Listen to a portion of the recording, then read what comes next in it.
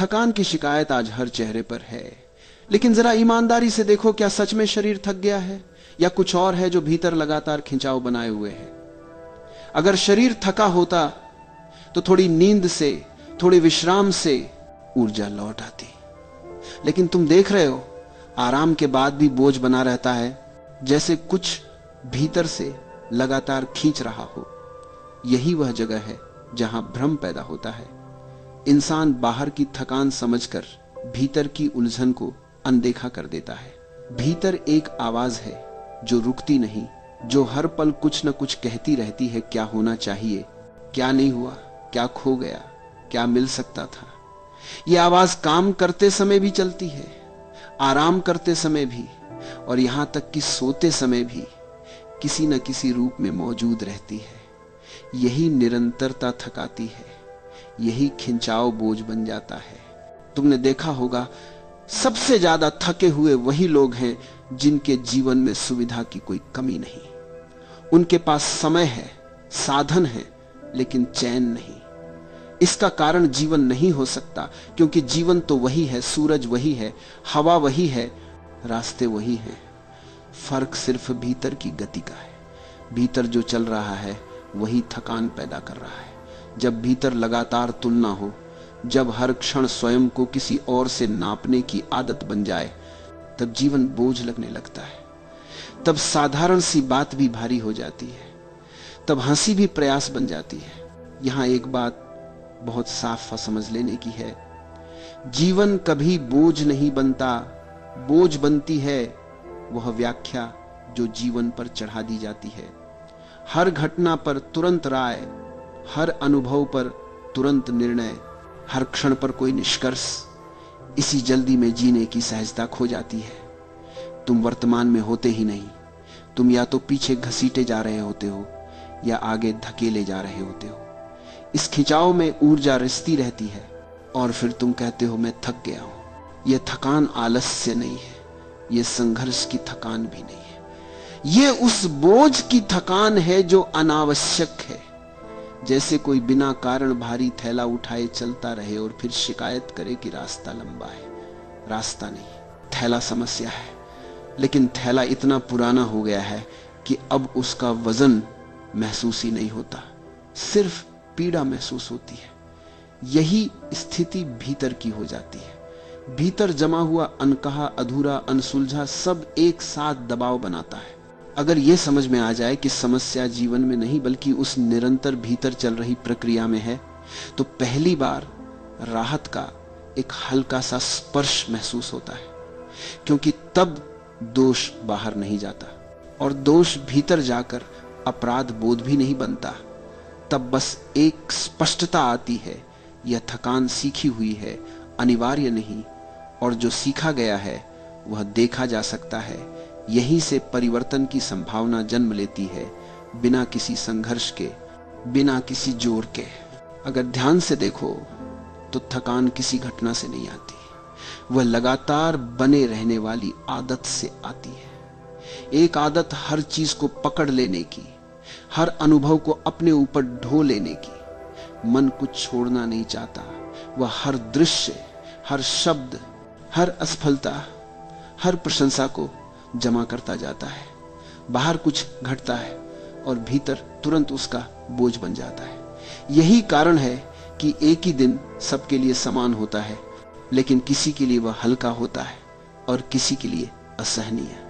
फर्क परिस्थितियों का नहीं, भीतर की पकड़ का है। जब पकड़ मजबूत होती है तो जीवन भारी लगता है, जब पकड़ ढीली होती है तो वही जीवन सरल बहाव बन जाता है। यही एक बात बहुत सूक्ष्म है। मन यह मानकर चलता है कि वह सब संभाल रहा है, सब नियंत्रित कर रहा है, लेकिन असल में वही स्वयं थक जाता है।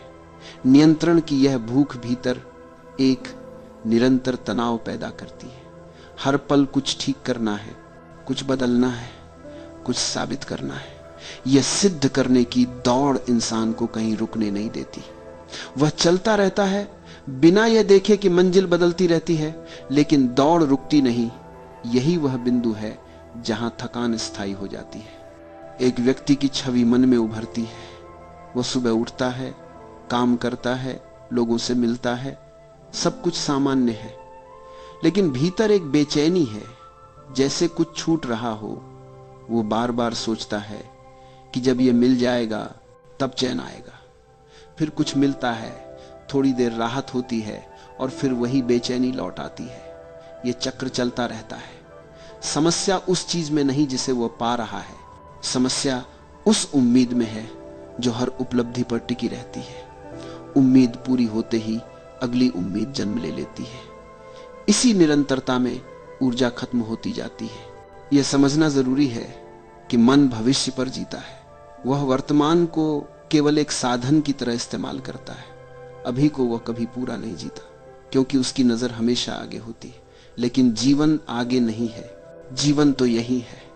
जब यह दूरी बनती है, जीवन यही है और मन कहीं और, तब एक खिंचाव पैदा होता है। यही खिंचाव थकान बनकर महसूस होता है।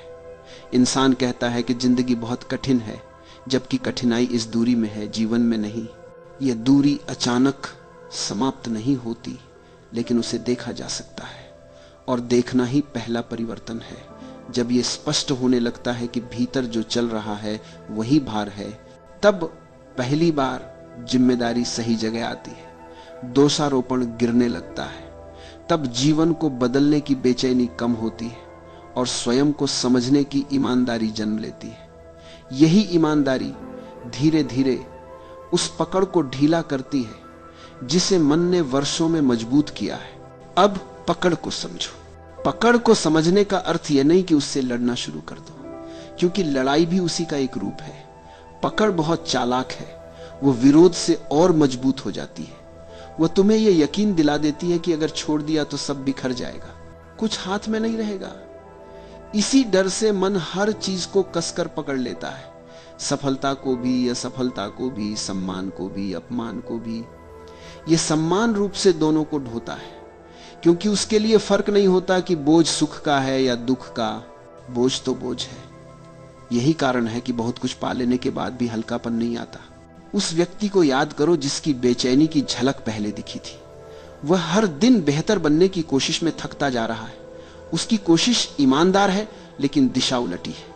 वह सोचता है कि अगर सब कुछ ठीक कर लिया तो भीतर चैन उतर आएगा, लेकिन भीतर की बेचैनी बाहर की किसी भी व्यवस्था से शांत नहीं होती। वह जब भी रुकता है, भीतर का शोर और तेज हो जाता है।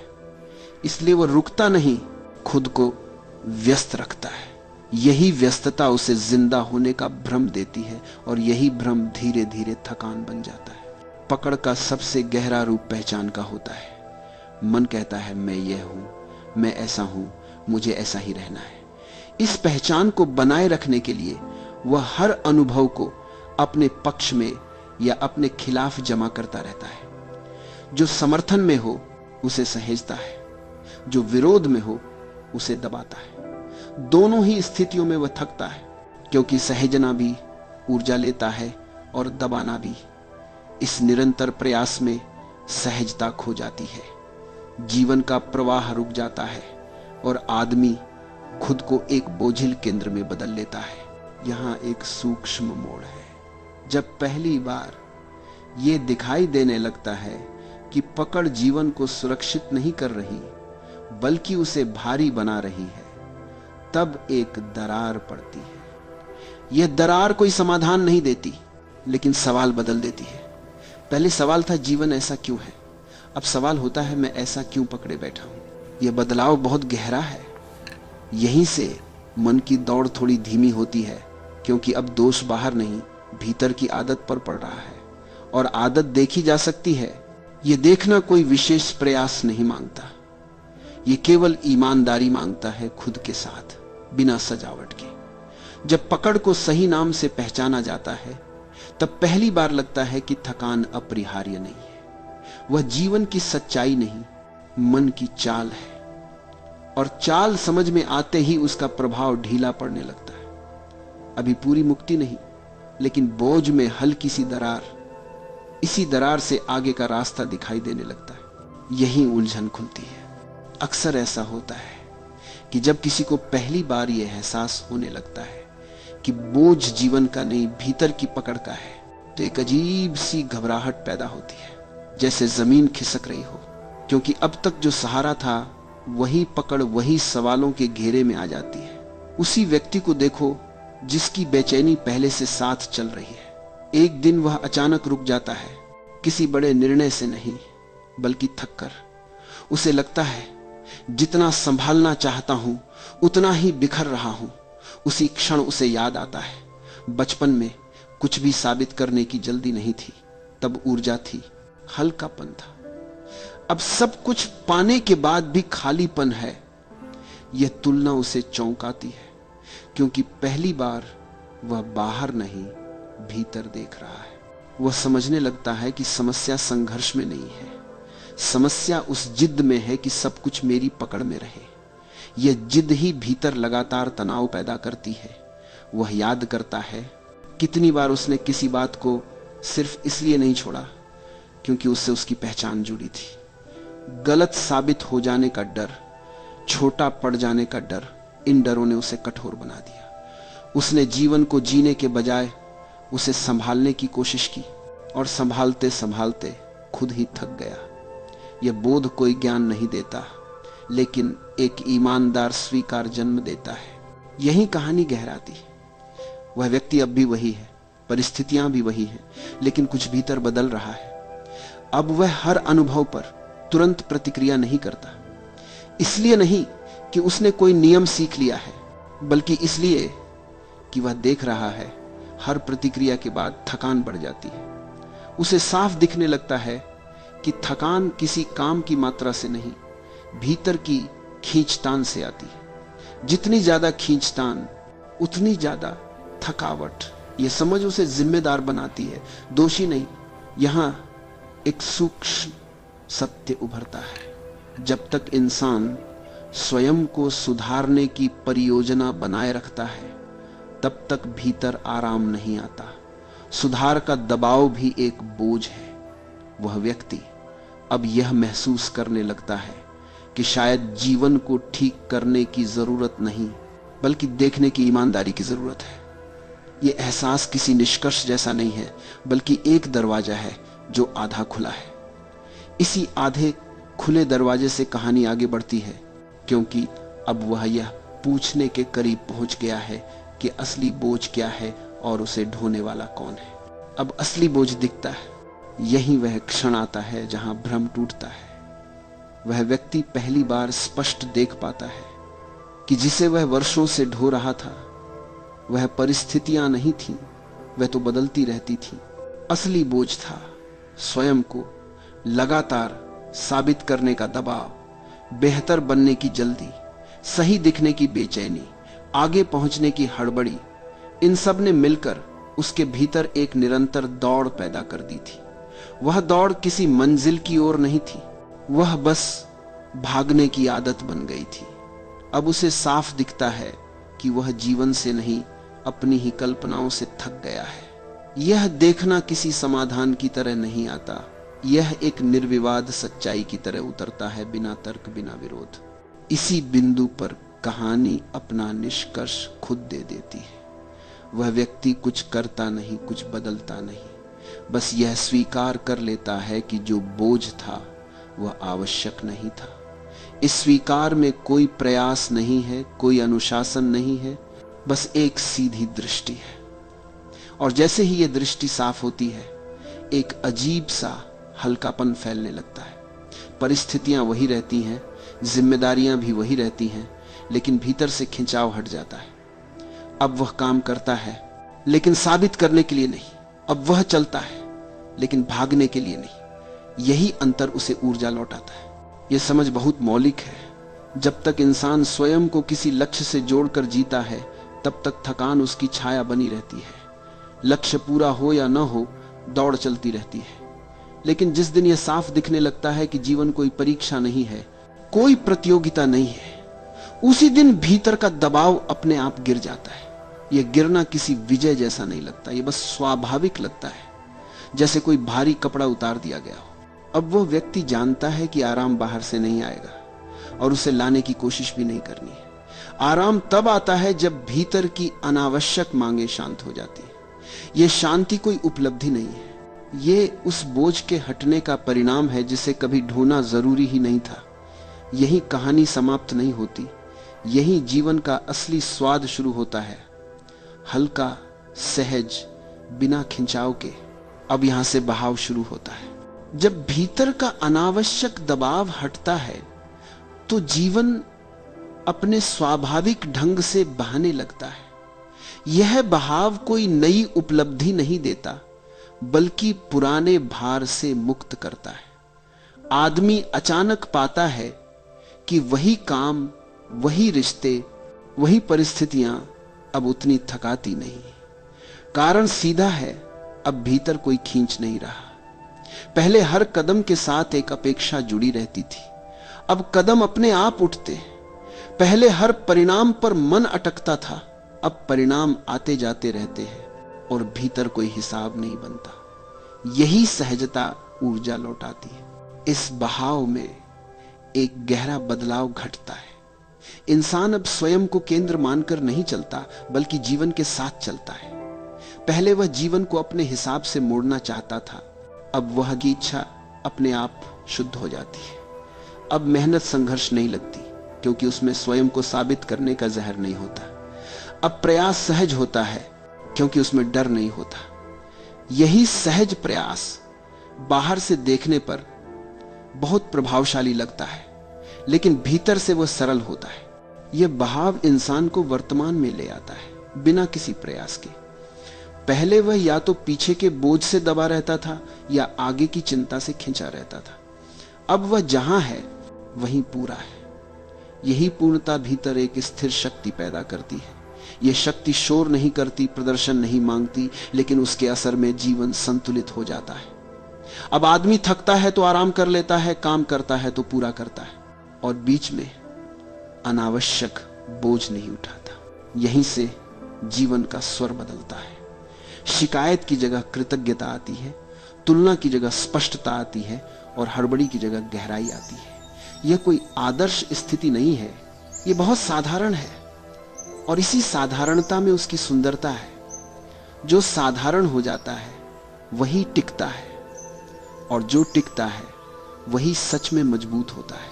अब यह समझ गहरी होती है। जब यह स्पष्टता भीतर जमने लगती है तो इंसान पहली बार अपने प्रयासों को नए ढंग से देखता है। पहले प्रयास का स्रोत बेचैनी थी, कुछ साबित करना है, कुछ बनना है, कहीं पहुंचना है। अब प्रयास का स्रोत अलग है, स्वाभाविक उत्साह। यह उत्साह शोर नहीं करता, वह भीतर से उठता है और बिना धक्का दिए काम में ढल जाता है। इसलिए काम में थकान नहीं रहती, क्योंकि अब ऊर्जा लीक नहीं होती। पहले ऊर्जा दिशा बदलती रहती थी, कभी डर में, कभी तुलना में, कभी उम्मीद में। अब ऊर्जा एक रूप हो जाती है, और यही एक रूपता बल बनती है। यहां एक सूक्ष्म फर्क दिखाई देता है। पहले मन हर पल पूछता था मुझे क्या मिलेगा, अब मन पूछना छोड़ देता है और करना शुरू कर देता है। पूछना छोड़ते ही समय फैलने लगता है।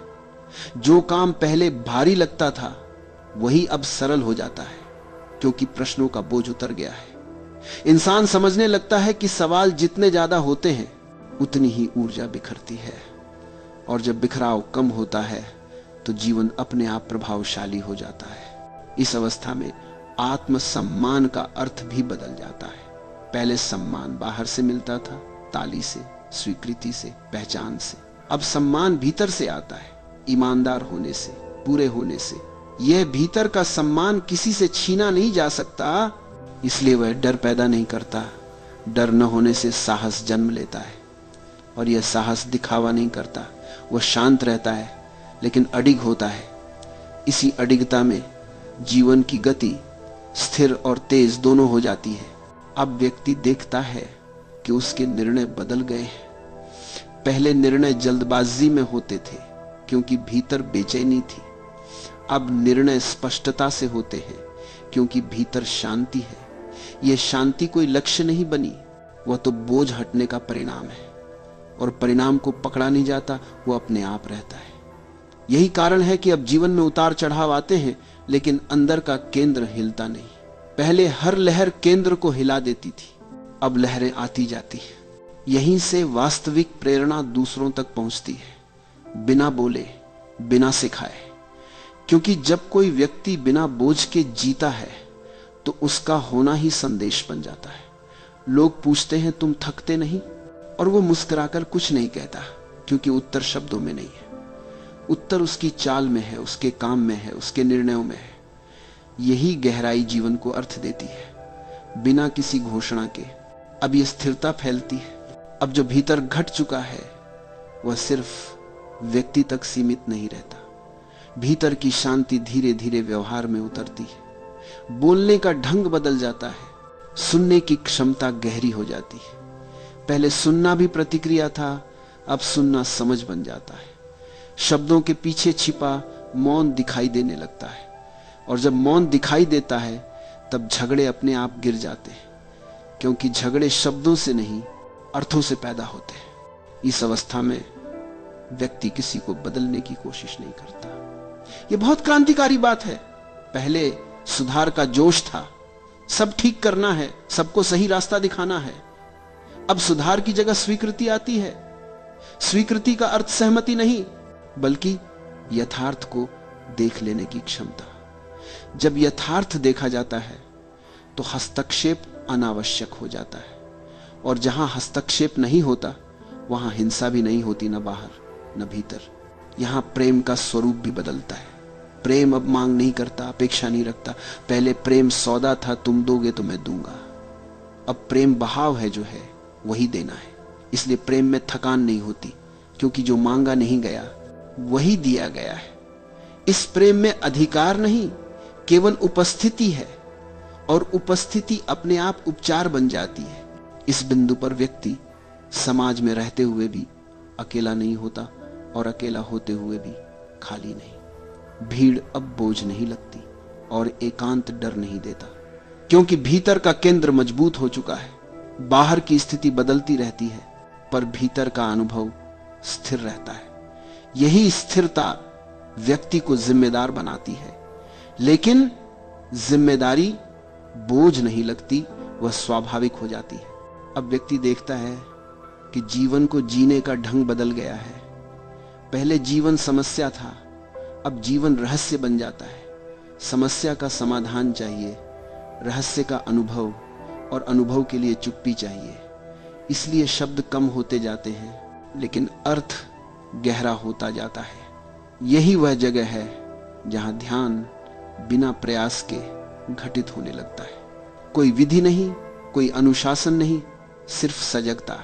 यहीं से व्यक्ति पहली बार जीवन को निहारता है, न कि उपयोग करता है। वह सूर्य को देखता है, लाभ के लिए नहीं, सौंदर्य के लिए। वह सांस लेता है, जल्दी में नहीं, कृतज्ञता में। और इस कृतज्ञता में समय रुक सा जाता है, क्षण फैल जाता है, और अनंत की झलक देता है।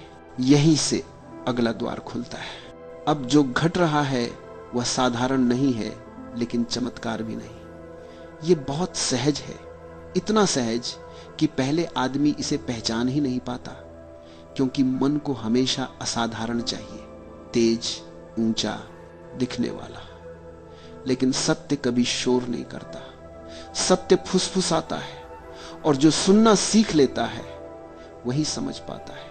इस द्वार के पार व्यक्ति पहली बार अपने अहंकार को थकते हुए देखता है।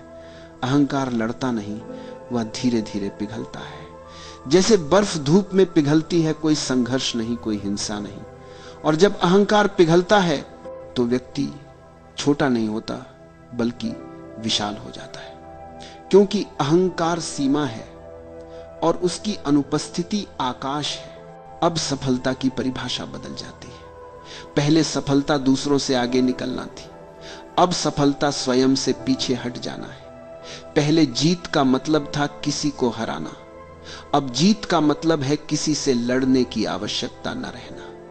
इस अवस्था में हार जीत दोनों गिर जाते हैं। जीवन खेल बन जाता है, लेकिन गंभीर नहीं, हल्का। यही व्यक्ति पहली बार समझता है कि दुख बाहर से नहीं आता, दुख उस तुलना से आता है जो हम लगातार करते रहे, किसी से कम, किसी से ज्यादा। और तुलना का जन्म असुरक्षा से होता है, अब असुरक्षा नहीं बचती, क्योंकि भीतर कुछ ऐसा मिल गया है जिसे छीना नहीं जा सकता। इसीलिए भय धीरे धीरे विदा लेने लगता है। मृत्यु का भय भी, ये बहुत गहरा मोड़ है, क्योंकि जब मृत्यु का भय जाता है तभी जीवन शुरू होता है। उससे पहले आदमी सिर्फ बचाव में जीता है। अब बचाव की जरूरत नहीं, अब जीवन को टालना नहीं, पूरा जीना है, हर क्षण में पूरी उपस्थिति के साथ। यही कारण है कि छोटी छोटी बातें महत्वपूर्ण हो जाती हैं। चलना, खाना, देखना, सुनना सब ध्यान बन जाता है बिना किसी नाम के। इस बिंदु पर व्यक्ति उपदेशक नहीं बनता, वो प्रचार नहीं करता, उसका जीवन ही संदेश बन जाता है। लोग पूछते हैं तुम बदले कैसे, और उसके पास कोई सिद्धांत नहीं होता बताने के लिए, वह सिर्फ मुस्कुरा देता है, क्योंकि जो घटा है वो बताया नहीं जा सकता, सिर्फ जिया जा सकता है। अब भीतर एक मौन है, लेकिन वो खाली नहीं है, वो जीवंत है, स्पंदित है। उसी मौन से करुणा जन्म लेती है, मजबूरी से नहीं, नैतिकता से नहीं, बल्कि समझ से। और जहां करुणा समझ से आती है वहां कोई थकान नहीं होती। यहां यात्रा लगभग पूरी लगती है, लेकिन वास्तव में यहीं से अंतिम गहरा, यही वह क्षण है जहां मन विदा लेता है, बिना विद्रोह के, बिना शोर के। अब व्यक्ति जीवन को समझने की कोशिश नहीं करता, क्योंकि समझने की कोशिश ही दूरी पैदा करती थी। अब जीवन को जिया जाता है, और जीना किसी विधि का नाम नहीं है, यह स्वाभाविक है। जैसे नदी बहती है, जैसे फूल खिलता है, कोई प्रयास नहीं, कोई योजना नहीं, जो था वही बह रहा है। यहां कोई आदर्श नहीं बचता। आदर्श हमेशा भविष्य में होते हैं, और भविष्य एक चाल है। अब भविष्य की कोई जरूरत नहीं, जो इस क्षण में है वही पर्याप्त है। इसी पर्याप्तता में आनंद है, वह आनंद जो कारण से नहीं आता, इसलिए जाता भी नहीं। यही स्थायी है, क्योंकि ये मांगा नहीं गया, पाया नहीं गया, ये पहचाना गया है। अब व्यक्ति भीड़ में भी अकेला नहीं होता और अकेले में भी खाली नहीं होता। उसके भीतर एक केंद्र है, लेकिन वह कठोर नहीं है, वह लचीला है, बहता हुआ। इसी कारण जीवन के हर रंग को वह स्वीकार करता है, दुख को भी, सुख को भी, क्योंकि अब कोई चुनाव नहीं है। और जहां चुनाव समाप्त होता है वहीं स्वतंत्रता जन्म लेती है। इस बिंदु पर जीवन बोझ नहीं रहता, उत्तरदायित्व भी नहीं। जीवन उत्सव बन जाता है, बिना ढोल नगाड़े के, साधारण, शांत, लेकिन गहरा। बाहर से देखने वाला कुछ खास नहीं देखता, लेकिन पास बैठने वाला महसूस करता है। यह व्यक्ति थका हुआ नहीं है, न जीवन से, न सोच से। यही वह अवस्था है जहां आदमी स्वयं को सुधारने की परियोजना छोड़ देता है। अब सुधारने के लिए कुछ नहीं बचा, जो है वही ठीक है, और इसी ठीक होने में परम विश्राम है। यह विश्राम नींद नहीं है, यह जागरण है। अब कोई मंजिल नहीं, इसलिए भटकाव भी नहीं, कोई लक्ष्य नहीं, इसलिए असफलता भी नहीं। जो चल रहा है वही मार्ग है, और जो घट रहा है वही सत्य है।